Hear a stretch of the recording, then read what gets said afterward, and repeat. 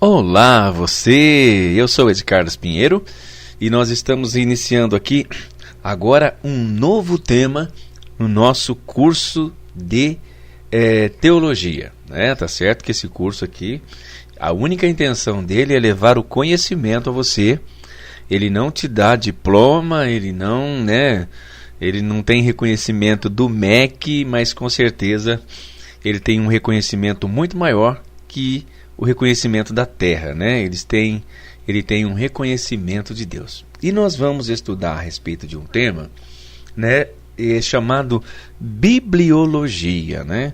É o que nós vamos estar estudando a respeito da Bíblia. Nada é mais importante na vida do crente e da igreja do que a Bíblia. Todos nós sabemos disso, né? Quando eu falo crente, eu não estou me referindo a evangélicos. Eu estou me referindo àquele que crê na pessoa bendita de Jesus, tá certo? Ademais, uma vez que não temos os escritos originais dos profetas e dos apóstolos, e já que muito pouco de nós somos fluentes em hebraico e grego, então dependemos do quê? De traduções da Bíblia. As informações que se seguirão a respeito das versões da Bíblia devem ser bem entendidas por cada um daquele que crê. Se um homem não confiar absolutamente em todas as palavras da sua Bíblia, ele não tem nenhuma autoridade infalível para a sua vida. Seja cuidadoso e seja sábio, examinai tudo e retende o bem. É o que está escrito lá em 1 Tessalonicenses, capítulo 5, versículo 21. Temos então aqui a seguir, né, o padrão dos bereanos, né, que diz assim: ora, estes foram mais nobres do que os que estavam em Tessalônica, porque de bom grado receberam a palavra, examinando cada dia nas Escrituras se estas coisas realmente eram assim. A tua palavra é a verdade, o princípio, e cada um dos teus juízos dura para sempre. Atos 17, versículo 11, da Almeida Corrigida Fiel, a versão da Bíblia que nós vamos estudar agora sobre bibliologia. É estudar a Bíblia, é o estudo da Bíblia, tá certo? Mas o que é bibliologia? Na teologia, a bibliologia é a matéria da teologia sistemática que estuda a Bíblia Sagrada em seus principais aspectos, desde a sua origem, composição, até seu processo de publicação e preservação para estar disponíveis a pessoas de diferentes épocas em diferentes lugares. A palavra bibliologia, ela vem do grego e é formada por dois vocábulos em particular: biblion, que significa livro, e o sufixo logia, de logos, que significa palavra ou lógica. De forma não teológica, essa palavra é aplicada para designar a ciência que estuda livros em geral. Mas no campo teológico, muitas vezes é comum o uso dessa palavra para designar a matéria que estuda a Bíblia, como a autorrevelação de Deus para o homem. Então, nesse sentido teológico, a palavra bibliologia indica doutrina das Escrituras. Também é comum que dentro do estudo da teologia sistemática, a bibliologia seja abordada dentro de uma disciplina maior, geralmente chamada doutrina da revelação. Essa matéria, ela estuda como Deus se revela ao homem e aborda os diferentes tipos da revelação divina. Revelação geral e revelação especial, em todos os seus aspectos, e assim por diante. Daí, a bibliologia é a porção dessa matéria que aborda a Escritura como revelação especial de Deus para o homem. Basicamente, a bibliologia ela procura responder as seguintes perguntas: como pode ser possível que Deus tenha se autorrevelado através das Escrituras? Um livro escrito por homens? Então, para abordar esse tema central de forma correta, a bibliologia começa tratando acerca do que é a Bíblia, de fato, né? E porque ela mesma é a palavra de Deus. Nesse sentido, a bibliologia aborda temas cruciais para a fé cristã, tais como a origem e a composição da Bíblia, por exemplo, que procura responder como a Bíblia surgiu considerando as questões da revelação e da inspiração das Escrituras. É nesse ponto que aprendemos como foi a autorrevelação de Deus, como que ela foi registrada por homens nas Escrituras Sagradas. A outra é a infalibilidade da Bíblia, que procura responder por que a Bíblia é totalmente confiável, apesar de ter sido escrita por homens. A inerrância da Bíblia, que é o desdobramento da infalibilidade e mostra de forma clara que na Bíblia não há qualquer erro ou contradição. Ainda que a autoridade da Bíblia enfatiza a plena autoridade que ela possui, sendo ela mesma a verdadeira palavra de Deus. A Bíblia é a única regra de fé e prática para o povo do Senhor e possui total autoridade em tudo que ela aborda.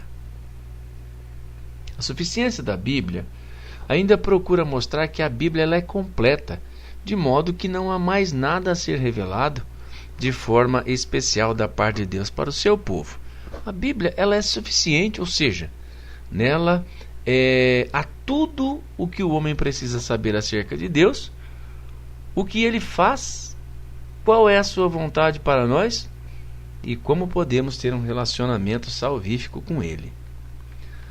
A canonicidade da Bíblia ainda procura mostrar como se deu o processo de formação e a organização do cânon das Escrituras, tanto do cânon do Antigo Testamento quanto do Novo. Nesse estágio, a bibliologia também aborda o processo de preservação da Escritura, isto é, o modo como o próprio Deus esteve envolvido para garantir que a sua autorrevelação registrada da Escritura fosse preservada de forma íntegra e fiel, para estar disponíveis a pessoas de diferentes épocas e lugares, mesmo depois de tantas traduções. Por que estudar a bibliologia é importante? Bom, ao lado da teontologia, palavra difícil, né? A doutrina da revelação, dentro da qual está a bibliologia, forma a base inicial para um estudo teológico sistemático. Isso significa que antes de o estudante querer avançar para as outras matérias da teologia sistemática, como por exemplo a antropologia bíblica, a soteriologia, a escatologia, entre outras, é essencial que primeiro ele comece por estudar acerca de quem é Deus e como esse Deus se revela ao homem. Nesse sentido, a teontologia aborda um estudo do ser de Deus, enquanto que a bibliologia, como parte da doutrina da revelação, aborda o estudo da revelação especial de Deus nas Escrituras. Além disso, a bibliologia é uma matéria de suma importância para aquele que crê, porque aquele que crê em Cristo, o cristão, porque ele possibilita conhecer melhor e mais profundamente as principais características das Escrituras. Sendo a palavra de Deus, a Bíblia é fonte básica do verdadeiro estudo teológico. Então, de modo que à medida que o cristão conhece mais e mais do que a Bíblia diz em si mesma, ele torna-se capaz de defender com propriedade doutrinas inegáveis e inegociáveis à fé cristã. Então, atualmente, por exemplo, as doutrinas da infalibilidade, da inerrância, a autoridade suficiente da Bíblia estão sendo ferozmente atacadas por pessoas que desacreditam que a Bíblia é a palavra de Deus, totalmente confiável, sem erro e suficiente. Então, a matéria da bibliologia dentro do estudo teológico sistemático que prepara o cristão para responder a esses ataques. Você pode, então, a partir de agora, estudar a bibliologia conosco em nosso curso gratuito, aqui pelo YouTube, acompanhando as narrações que serão feitas por mim. Tá certo? Vamos prosseguir então agora que você já sabe a importância da bibliologia. Então agora realmente você vai conseguir defender a sua fé cristã, e defender também a autenticidade das Escrituras Sagradas. Vamos lá então ao início do nosso primeiro tema. A bibliologia, isto é, a doutrina da Escritura, exige termos precisos. Em vista do fato desses termos poderem significar coisas diferentes para pessoas diferentes, vejamos então as seguintes definições para alguns dos mais significantes termos da Bíblia. Por exemplo, inspiração. Se refere ao processo pelo qual o Espírito Santo influenciou os escritores das Escrituras para registrarem acuradamente suas palavras.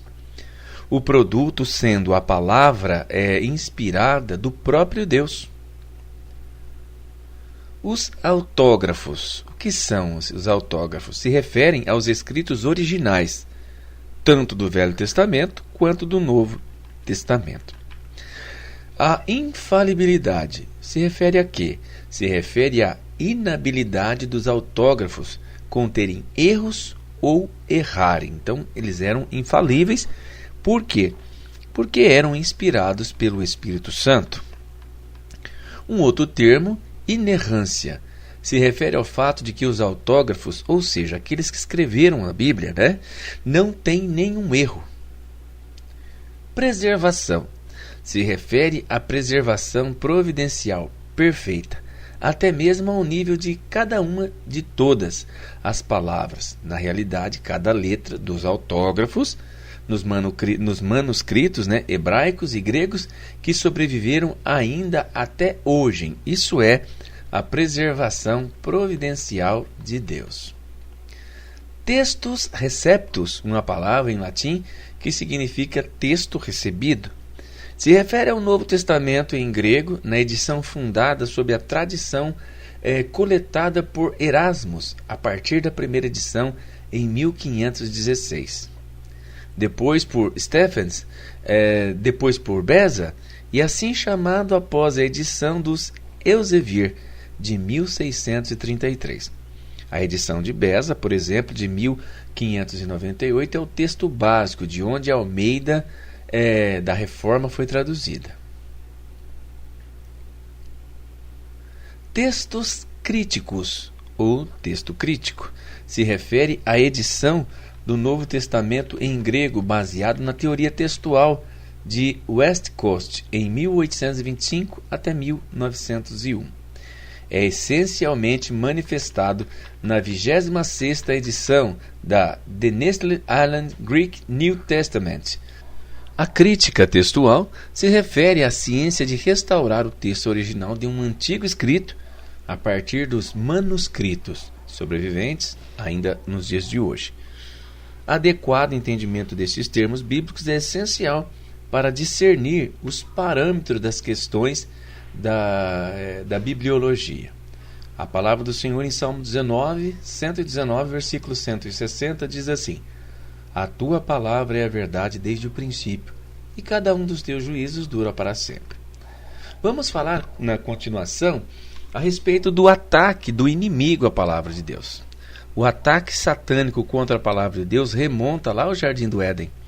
A primeira intervenção de Satanás na história foi adulterando e pondo dúvida na palavra de Deus. Nascia a primeira Bíblia na linguagem de hoje. O primeiro pecado de Eva foi o de aceitar a suposta palavra de Deus modernizada na boca do diabo. O que diz a Bíblia lá em Gênesis capítulo 3 e o versículo 1 diz assim: Ora, a serpente era mais astuta que todas as alimárias do campo que o Senhor Deus tinha feito. E esta disse à mulher: É assim que Deus disse? Não comereis da árvore do jardim? Repare que quem fica a ganhar com esta controvérsia bibliológica é o pai da mentira, e não o povo de Deus. Séculos mais tarde, Satanás recorreu novamente às Escrituras para tentar o Mestre Jesus em Mateus 4:1.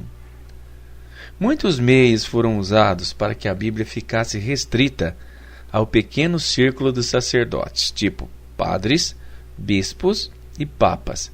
Dentre as medidas para conter o avanço da palavra de Deus estão as seguintes. Dá uma olhada só para você ver.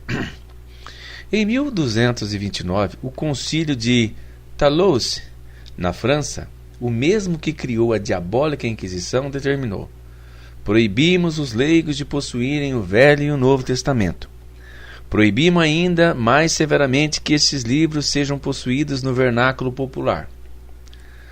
As casas, as mais humildes, os lugares de esconderijo e mesmo os retiros subterrâneos de homens condenados por possuir as Escrituras devem ser inteiramente destruídos. Tais homens devem ser perseguidos e caçados nas florestas e cavernas, e qualquer que os abrigar será severamente punido. É mole? Foi neste mesmo concílio que decretou a cruzada contra os albingenses. Em Acts of Inquisition, Philip van Limborg, History of the Inquisition, capítulo 8, temos a seguinte declaração conciliar. Essa peste, se referindo à Bíblia, assumiu tal extensão que algumas pessoas indicaram sacerdotes por si próprias. E mesmo alguns evangélicos que distorcem e destruíram a verdade do Evangelho, fizeram um Evangelho para os seus próprios propósitos. Elas sabem que a pregação e explanação da Bíblia são absolutamente proibidas entre os leigos. Uma outra situação, lá no Concílio de Constança, em 1415, o santo Wycliffe, protestante, foi postamente condenado como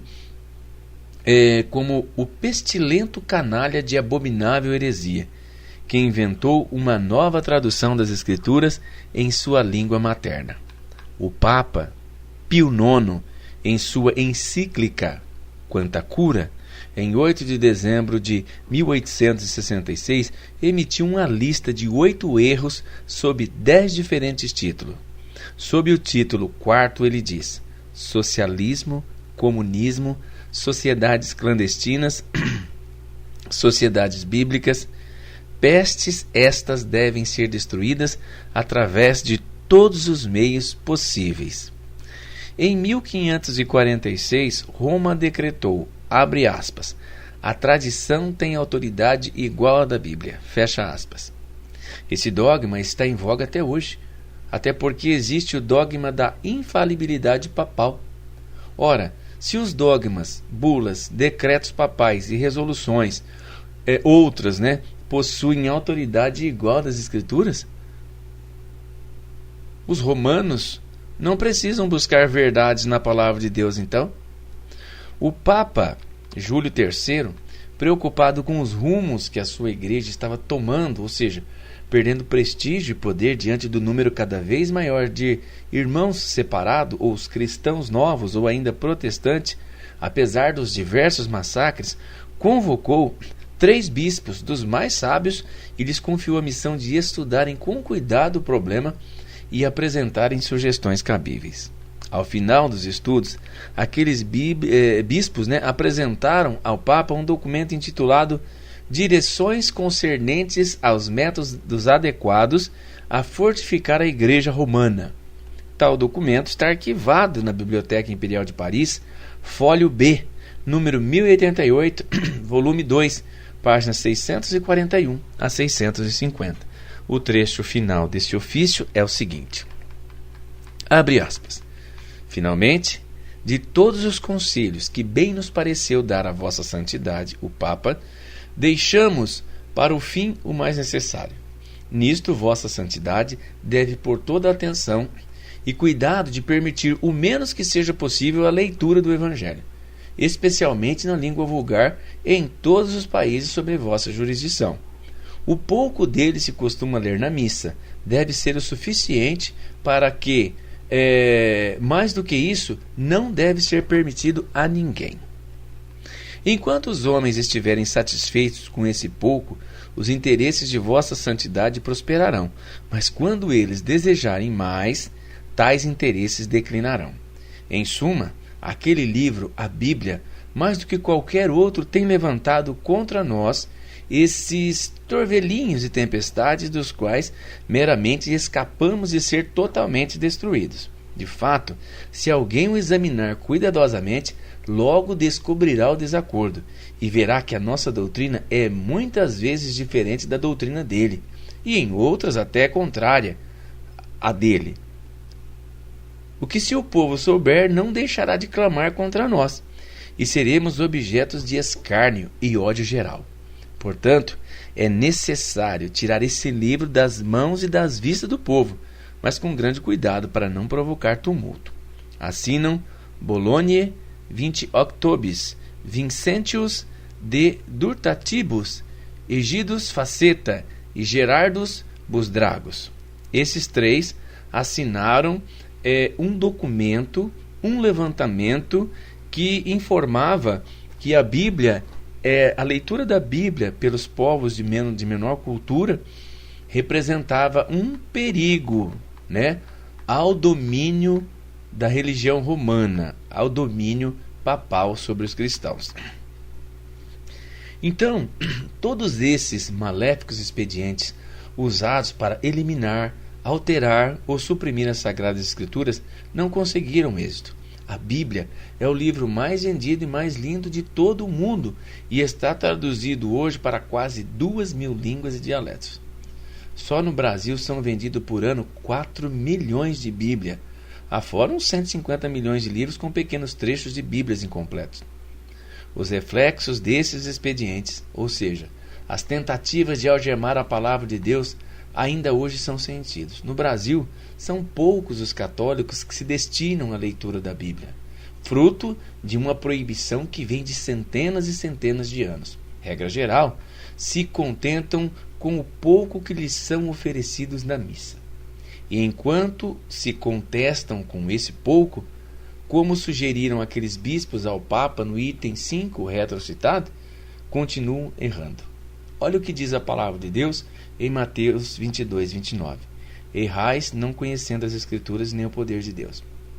Bom, mas com o passar dos séculos, os ataques satânicos ficou mais bem elaborado, usando supostos crentes, né, das sociedades bíblicas. Nasciam as versões com textos manipulados e com técnicas de traduções traidoras do texto original, como é o caso da equivalência dinâmica. Veremos por que a versão King James é conhecida como a versão do Rei Tiago e sua equivalente no português, a Almeida Corrigida Fiel, é muitíssimo superior às versões modernas, as quais devem ser rejeitadas por crentes sérios. Em Eclesiastes 3 e 14, da Almeida Corrigida Fiel, a versão da Bíblia, a que mais se aproxima do original grego, diz assim: Eu sei que tudo quanto Deus faz durará eternamente, nada lhe se deve acrescentar e nada se lhe deve tirar, e isto faz Deus para que haja temor diante dele, né? Passando essa fase, veremos agora a bibliologia do Senhor, num outro tema, né? Cedo, logo em seu ministério, o Senhor Jesus Cristo foi tentado por Satanás.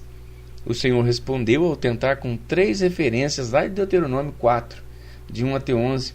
A primeira resposta é significativa, né? Satanás viu Jesus com fome ali no tempo da provação, da quaresma, dos 40 dias, disse a Jesus, né? Transforma essa pedra em pão se tu és o Filho de Deus. Então Jesus respondeu e disse: Está escrito, nem só de pão viverá o homem, mas de toda palavra que sai da boca de Deus. Esta resposta sumariza, né, a bibliologia do Senhor. Cristo afirmou a doutrina da inspiração perfeita, plenária e verbal dos autógrafos ao declarar a fonte das Escrituras como a boca de Deus.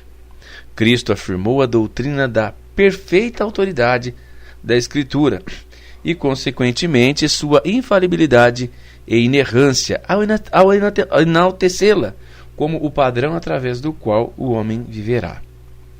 Em terceiro, Cristo afirmou a doutrina da preservação plenária e verbal das Escrituras pela expressão está escrito, gegraptai, o tempo verbal perfeito que ele utilizou expressa a ação que foi completada e tem um estado consequente de ser. Com efeito, o Senhor Jesus disse: foi escrito e ainda está escrito. Porque lhes dei a palavra que tu me deste, disse Jesus, e eles a receberam e a têm verdadeiramente conhecido, que saí de ti e creram que tu me enviaste. Então, com isso nós vemos que o próprio Jesus confirma a inerrância e a inspiração das Escrituras. A Bíblia é a palavra de Deus. Não existe outro livro com conteúdo mais verdadeiro. Não existe um conteúdo mais verdadeiro do que o da Bíblia. Alguém pode me dizer, mas é somente um livro, mas é um livro vivo. É um livro que se cumpre. E eu não estou falando porque eu fui convencido por homens. Eu fui convencido pela palavra. Tem mistério nessa palavra, ao qual Deus quer revelar para o coração de cada um que lhe dá ouvidos. A Bíblia é a palavra de Deus, sua plena e definitiva revelação aos homens, escrita por homens inspirados por Deus, e inerrante e infalível nos originais em quaisquer um dos seus 66 livros componentes, tanto no Antigo Testamento quanto no Novo. A palavra de Deus, ela foi escrita originalmente em 3 línguas a saber. Grava isso, né? É importante que você saiba. Então nós estamos estudando sobre Bíblia, para depois nós passarmos, né, para outros assuntos também bíblicos, mas mais profundo, né? Então a palavra de Deus, ela foi escrita originalmente em 3 línguas a saber. O Velho Testamento, principalmente, foi escrito em hebraico, e a partir do exílio babilônico em aramaico. E o Novo Testamento foi escrito em koiné, ou seja, em grego. A Bíblia foi, conforme a promessa de Deus, por Ele próprio, preservada. Desde os originais, os chamados autógrafos, os escritos de próprio punho pelos escritores da Bíblia, nada se perdendo ou se acrescentando. Sua preservação foi constante no decorrer do tempo, estando sempre em uso por seus filhos, crentes fiéis, perseguidos através dos tempos. Como tal, o Antigo Testamento está plenamente preservado no texto massorético, padronizado pelos massoretas, os escribas judaicos. E o Novo Testamento é recebido do textos receptos, os quais formam a base de todas as traduções da palavra de Deus feitas durante a Reforma. King James, João Ferreira de Almeida, Reina Valéria, Diodati e Lutero. Traduções que por quase 300 anos foram adotadas por 100% das igrejas fiéis e por 100% dos crentes fiéis. A palavra de Deus tem permanecido disponível durante todo o tempo a todos os crentes, sejam nos originais, sejam através das fiéis cópias suas ou através de uma de suas traduções fiéis. Porque em verdade vos digo, disse Jesus, que até os céus e a terra passarão, mas as minhas palavras não hão de passar sem que tudo seja cumprido, né? Vamos ver agora o processo de preservação das Escrituras Sagradas. O Dr. Charles Turner, diretor do Instituto de Tradutores dos Batistas Bíblicos em Bowie, no Texas, descreve o simples processo que Deus tem usado na preservação das Escrituras. Segundo Pedro 3, 15 e 16, diz assim: como também o nosso amado irmão Paulo vos escreveu, segundo a sabedoria que lhe foi dada. Falando disto, como em todas as suas cartas, entre as quais há pontos difíceis de entender, que os indoutos e inconstantes torcem igualmente as outras escrituras para a sua própria perdição.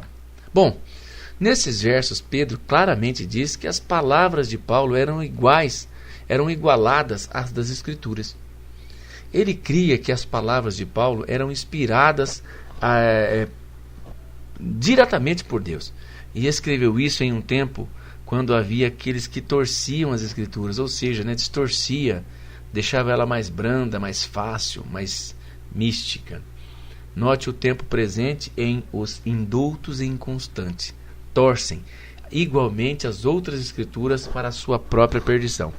Isto claramente mostra que as igrejas primitivas já estavam vigilantes contra aqueles que perverteriam as escrituras. Essas igrejas estavam atentas a este problema e tomavam grandes cuidados para evitar que as suas escrituras fossem torcidas por falsos mestres. Eu, em particular, tenho me preocupado muito com essas versões novas que estão aparecendo de Bíblia por aí, né? Deus nunca precisou que a sua palavra fosse moldada conforme os dialetos e as culturas, né, de determinada nação. o que ele escreveu tem que permanecer no original. Porque com essas modificações que estão acontecendo agora, moldando a modernidade, ao vocabulário moderno, parece que a palavra de Deus ela está perdendo a essência. Porque não era para ser alterada. Eles estão, por exemplo, tem uma Bíblia, eu não li essa matéria, mas fiquei sabendo, né? Tem uma Bíblia, dizem que foi lançada na Inglaterra, nessa versão moderna aí, né? Que a Bíblia antiga, quando ela se refere assim ao ajuntamento de homem e mulher para a prática sexual, por exemplo, se referindo a Eva e Adão lá no paraíso, a Bíblia diz assim, na linguagem antiga, na linguagem preservada, a original do grego, a Bíblia traz a seguinte frase a respeito deste ato: e Adão conheceu a Eva. Nessas versões mais modernas, inclusive, né, quem lançou essa matéria diz que essa Bíblia que teria sido lançada na Inglaterra, ela usa esse mesmo versículo para dizer assim: e Adão transou com Eva. Isso vem despertar sentimentos diferentes dos sentimentos santos.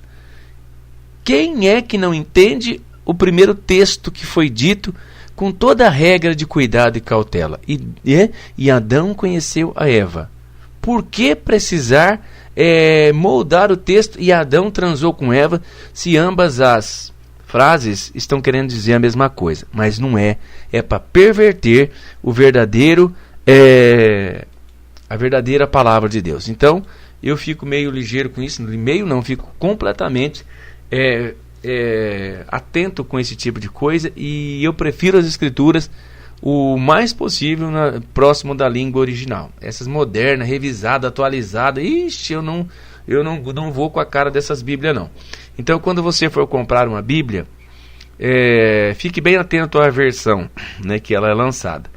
Para os evangélicos, a Almeida Corrigida Fiel é a que mais preserva a tradução dos originais gregos, tá certo? Que essas escrituras foram passadas de uma igreja para outra é claramente indicado em Colossenses 4,16, que diz: e quando esta epístola tiver sido lida entre vós, fazei também que o seja na igreja dos Laodicenses. E a que veio de Laodiceia, lede a vós também. Este verso mostra que havia um compartilhamento de cópias da palavra de Deus de igreja para igreja, né? Uma vez que um líder tão proeminente quanto Pedro considerava as palavras de Paulo como escrituras e disse que estava ciente de que havia aqueles que haviam de torcê-las. Não é provável que as igrejas tomariam grandes cuidados para vertiginosamente protegerem as escrituras? Claro que é provável. Obviamente, este é o caso. Porque as igrejas primitivas, guiadas pelo Espírito Santo, acertadamente concluíram que as palavras de Paulo eram inspiradas para a palavra de Deus.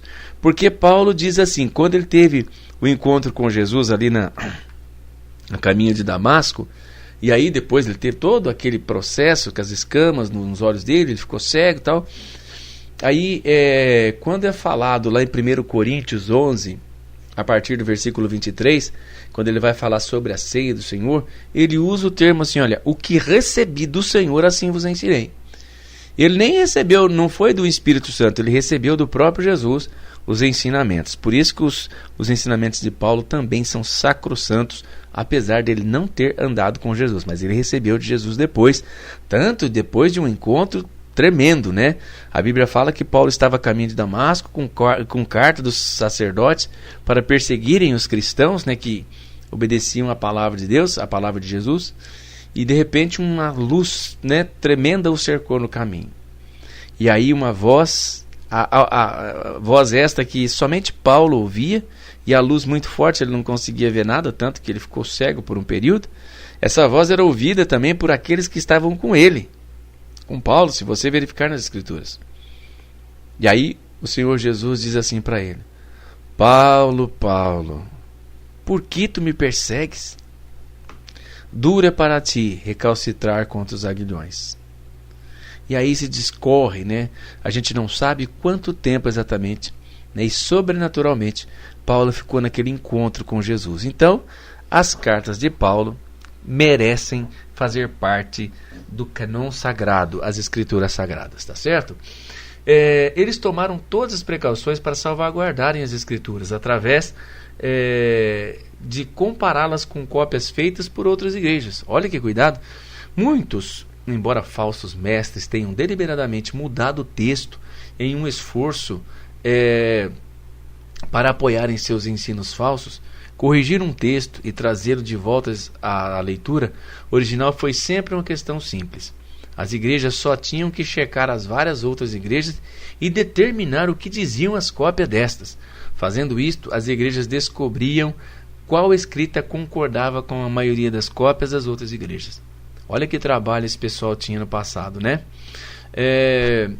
A escrita que concordasse com as cópias possuídas pelas outras igrejas era aceita como válida. Desta maneira, o texto foi preservado na sua forma original. Naturalmente, quando o primeiro Novo Testamento em grego foi impresso, as leituras que divergiam da maioria dos outros textos foram recusadas e as que estavam na maioria dos textos foi aceita. Por este método simples, mas completamente acurado, preciso e livre de erros, o Espírito Santo vigilantemente protegeu a palavra de Deus. O Espírito Santo usou as igrejas, aquelas que eram fiéis, guardiãs das Santas Escrituras, que reverenciavam para impedir que a palavra de Deus fosse poluída pelos homens maus. Como na maioria dos assuntos, há exceções à regra da leitura majoritária determinar qual é o texto original, mas em geral este é claramente o método que Deus usou na preservação da sua palavra. Um tanto simples, mas Deus usa as pequenas coisas para confundir as grandes.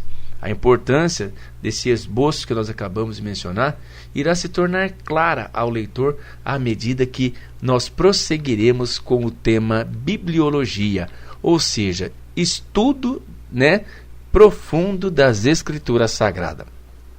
Como diz lá em 2 Pedro, capítulo 1, de 20 a 21, diz assim: sabendo primeiramente isto, que nenhuma profecia da Escritura é de particular interpretação, porque a profecia nunca foi produzida por vontade de homem algum, mas homens santos falaram inspirados pelo Espírito Santo de Deus. Certo? Agora, um outro tema, declaração de fé sobre a doutrina da preservação providencial das Escrituras Sagradas.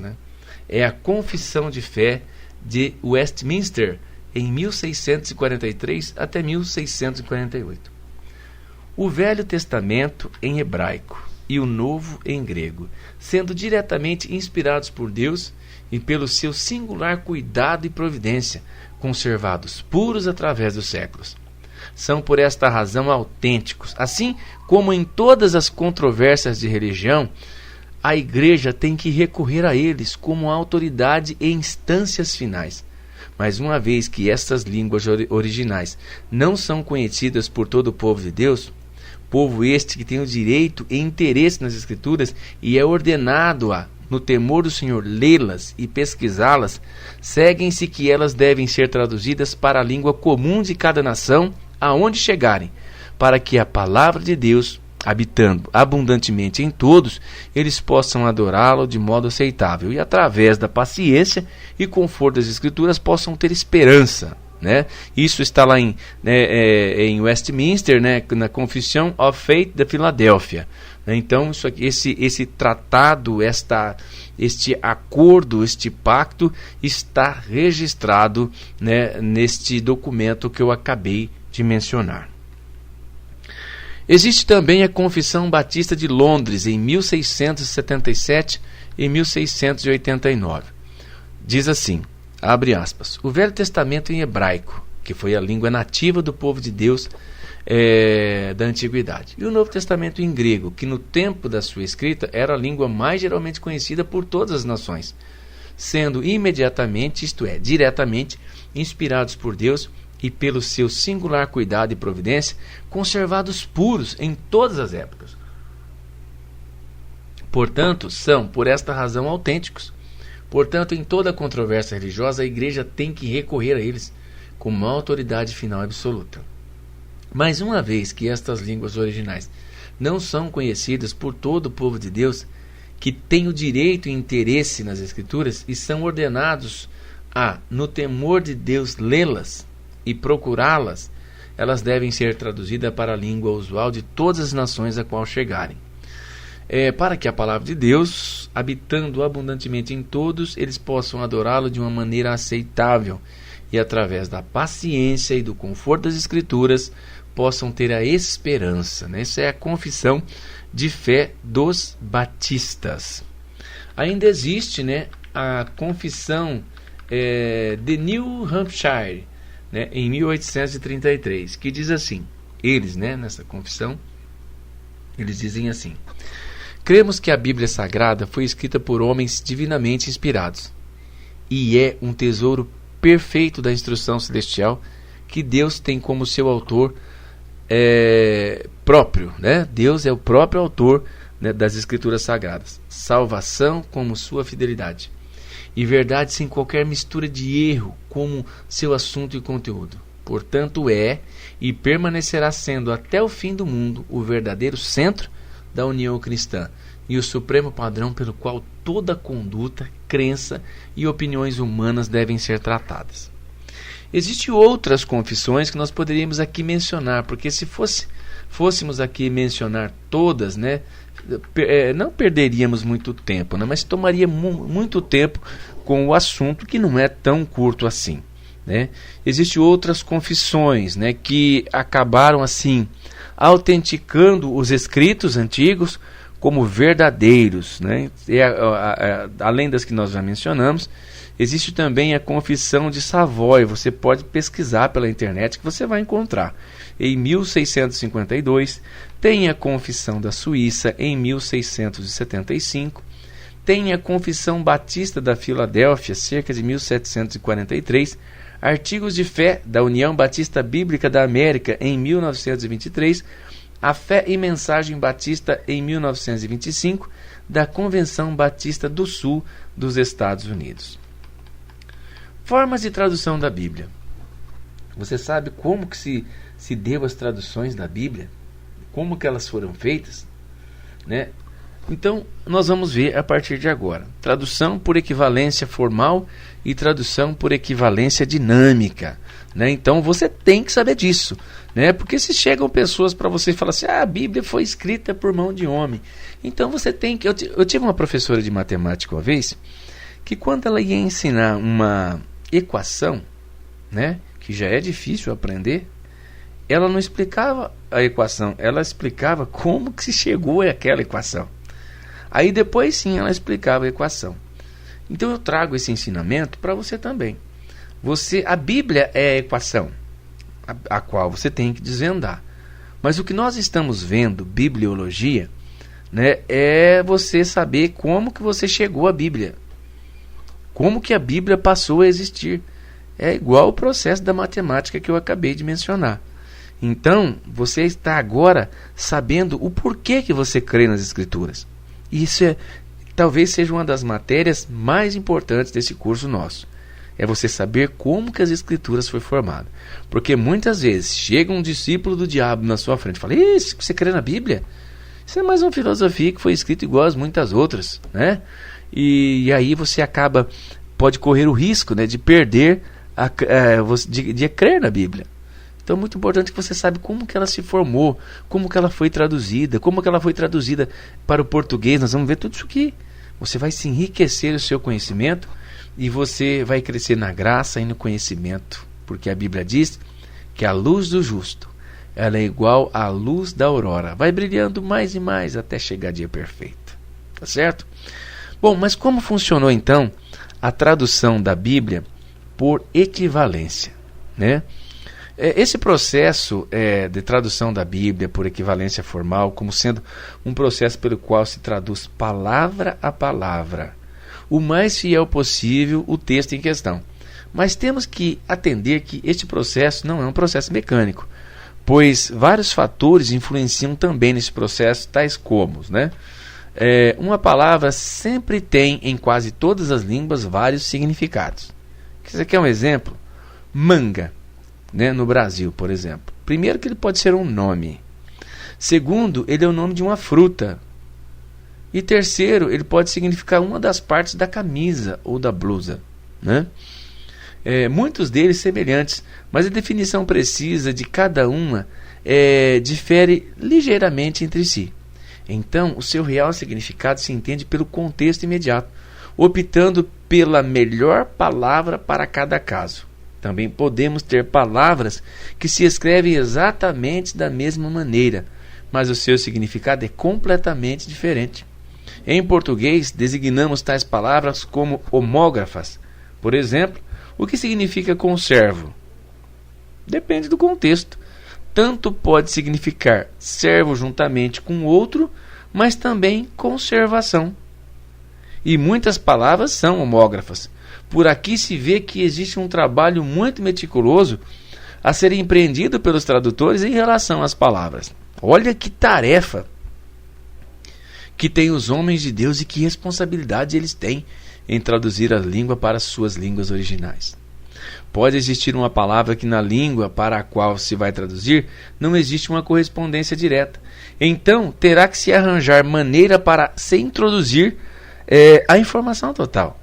A gramática de língua para língua difere bastante e por vezes encontramos problemas graves de serem resolvidos. Não quer isto dizer que não se resolva. E por isso terá que se arranjar maneira de se introduzir a informação que está contida. Um exemplo clássico disso é constituído pelas palavras em itálicos, onde as versões corretas da palavra de Deus usam sempre palavras em itálico. Palavras essas que não constam dos textos em gregos e hebraicos, mas para o correto entendimento da passagem tiveram que ser introduzidas.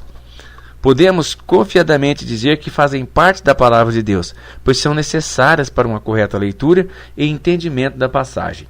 Não quer dizer que avaliemos uma versão só porque tem palavras em itálico, mas em sua versão não tem palavras em itálico.